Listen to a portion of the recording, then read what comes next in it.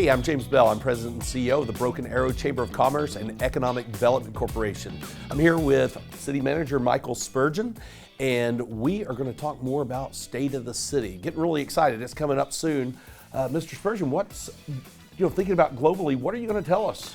Well, December 10th is just right around the corner, and you thinking about it, 60 days seems like a lot of time to get ready for the State of the City, but really there's so many exciting things.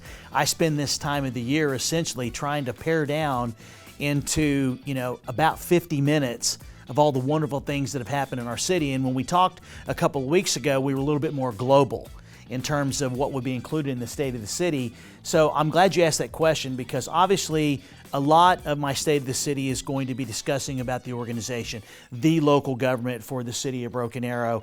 And we've had another very, very special year with all the things that have been happening in our community.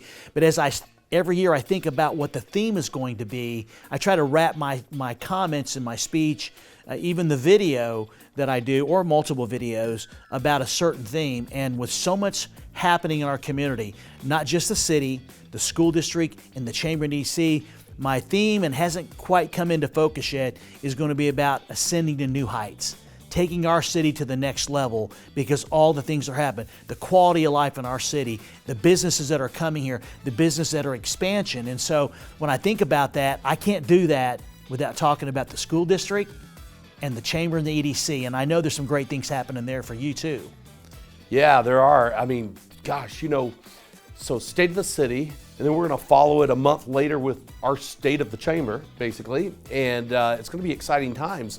There is so much happening in this city. What else would you like to tell us? Well, I work with Amber Miller, Vice President for Economic Development, and she gathers all the statistics about the job creation, the expansion, what we call CapEx, which is the capital investments the private sector is making, which is, more than I do about that. But really, that's what drives your community, is creating an environment that promotes private investment. And we do that very, very well here between our partnership, between the EDC specifically and the city, to promote the private investment. And really, I'm going before the chamber membership, which is the business community. And so I want to include some of those successes and wins that the chamber and EDC have had, because they're driving this community, the businesses, creating the jobs, creating the opportunities, creating the wealth that can come back to us in terms of dollars that can be spent to provide great services to maintain a great quality of life. But then the school district.